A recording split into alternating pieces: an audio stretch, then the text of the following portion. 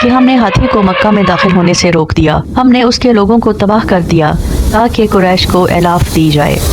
وہ اپنے گھر میں محفوظ کیوں ہیں؟ اس سوال کا جواب ہی سورہ قریش کا پیغام ہے۔ محض 4 آیات میں یہ سورہ ہمارے سوچ کے دروازے کھولتی ہے۔ لی الافی قریش الافہم رحلۃ الشتاء والصیف۔ تو السلام علیکم، میں ہوں ام حاضر اور آپ دیکھ رہے ہیں میرا چینل۔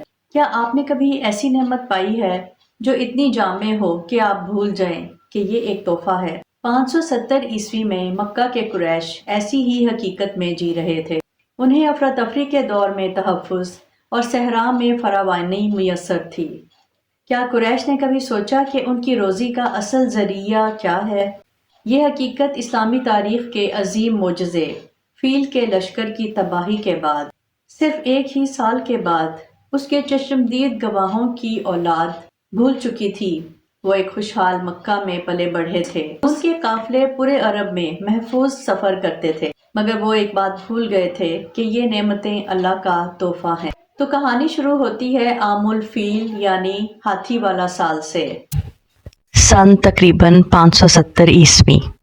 مکہ کی وادی میں ایک خاموشی چھائی ہوئی ہے جسے صرف ایک جنگلی ہاتھی کی دور سے آتی ہوئی پریشان کن آواز توڑ رہی ہے۔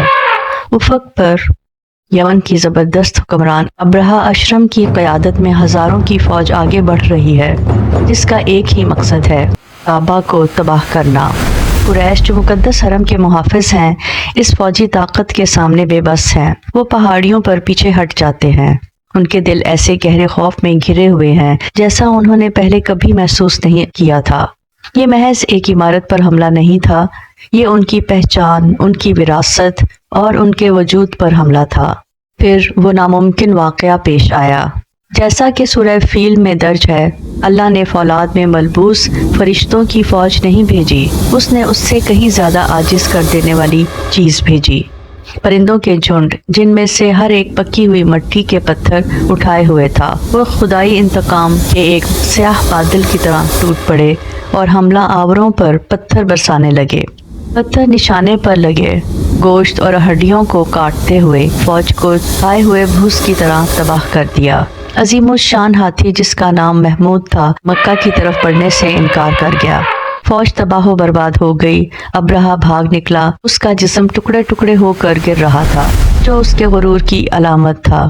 قریش پہاڑیوں سے نیچے اترے، تلواروں کی جھنکار کی آواز پر نہیں، بلکہ ایک گہری پراسرار خاموشی میں، جو عطا کردہ فتح تھی، نہ کہ حاصل کردہ۔ آنے والی نسلوں میں قریش خوشحال ہوتے گئے۔ فیل کی فوج کی تباہی پورے خطے کے لیے ایک پیغام تھی۔ اس گھر کی حفاظت اس ذات نے کی ہے جو کسی بادشاہ یا فوج سے بڑھ کر ہے۔ محمد بن اسحاق اور عبد الرحمن بن زید بن اسلم دونوں نے وضاحت کی ہے کہ ہم نے ہاتھی کو مکہ میں داخل ہونے سے روک دیا، ہم نے اس کے لوگوں کو تباہ کر دیا تاکہ قریش کو اعلاف دی جائے۔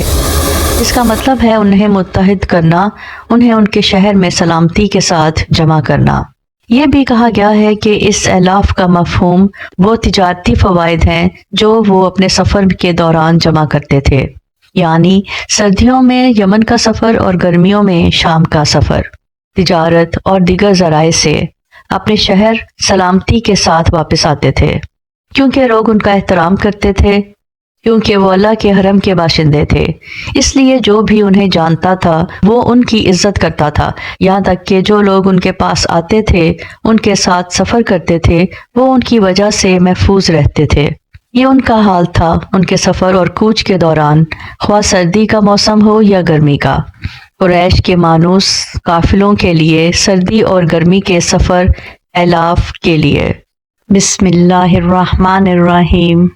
لی الافی قریش الافہم رحلۃ الشتاء والصیف فلیعبدوا رب ھذا البیت الذی اطعمہم من جوع وآمنہم من خوف۔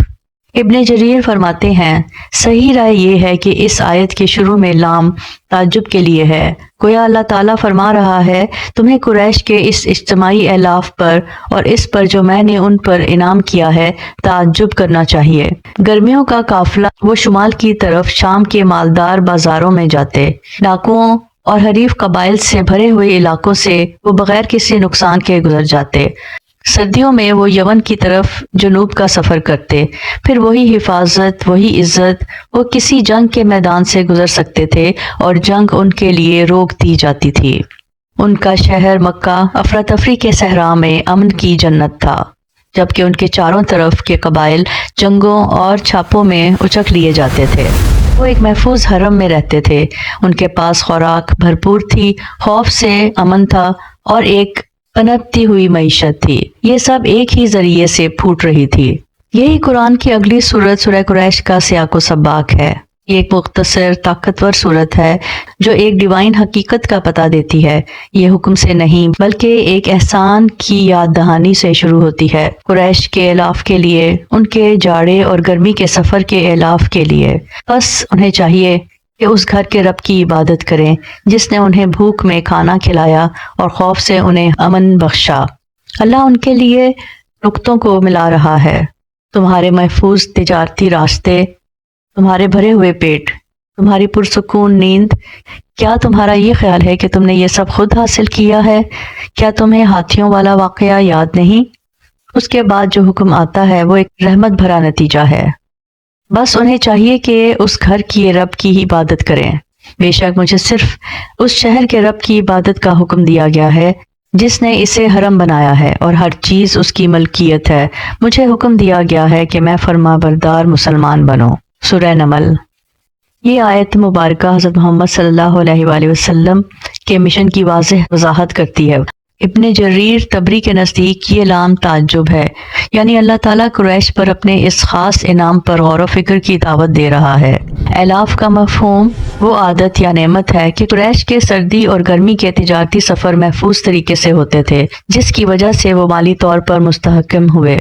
ये इक़्तिबास इस बात की वजाहत कर रहा है कि सूरह फील और सूरह कुरैश दो अलग अलग सूरतें हैं, उनका मौज़ूआती ताल्लुक है। सूरह फील में इस अजीम दुश्मन से हिफाजत का जिक्र है, जबकि सूरह कुरैश में इसी हिफाजत के नतीजे में मिलने वाली इक़्तिसादी इस्तेहकाम और सलामती की नेमत का तस्करा है। इस अजीम नेमत का मकसद ये था कि कुरैश इस यकसा अमन और मुआशी फ़वाइद के बावजूद खाना काबा के वाहिद माबूद की इबादत की तरफ रुजू करें, जैसा कि सूरह कुरैश की आखिरी आयत में है। बस उन्हें चाहिए कि उस घर के रब की इबादत करें जिसने उन्हें भूख में खाना दिया और खौफ से अमन बख्शा। हाथी और काफिलों की कहानी हमें सिखाती है कि तहफ़्फ़ुज़ और रोजी खुदाई तोहफे हैं, तो हमारी खुशहाली को उसका हकीकी मकसद मिल जाता है। कुरान में जिक्र है, बेशक अल्लाह एक हस्ती की मिसाल बयान करता है जो अमन व अमान वाली थी। उसे हर तरफ से भरपूर रिस्क पहुंचता था, फिर उसने अल्लाह की नेमतों की नाशुक्री की तो अल्लाह ने उसे भूख और खौफ के लिबास का मजा चखाया, इन कामों की पादाश में जो वो कर रहे थे। इसमें उन लोगों के अंजाम से डराया गया है जो नेमतों के बदले शुक्रगुजारी की बजाय नाशुक्री और नाफरमानी का रास्ता इख्तियार करते हैं। उलमा से मनकूल है कि सूरह कुरैश पढ़ना खौफ और मुसीबत से पनाह मांगने का एक जरिया है। जैसा कि उसने कुरैश को उनकी हिफाजत की याद दहानी कराई, उसकी तलावत हमारी अपनी जिंदगी में उसी डिवाइन हिफाजत को तलाश करने का एक ताकतवर रूहानी जरिया है जो हमारे दिलों को इस ज़ात से जोड़ती है जो हकीकी तौर पर तहफ़्फ़ुज़ और रोज़ी फराहम करने वाला है। अगर आप सूरह फील के वाक़े वाली वीडियो देखना चाहते हैं तो यहाँ क्लिक कीजिए, और अगर सूरह फलक और सूरह नास के नज़ूल की कहानी वाली वीडियो देखना चाहते हैं तो यहाँ क्लिक कीजिए। मज़ीद मालूमाती वीडियोस देखने के लिए सब्सक्राइब।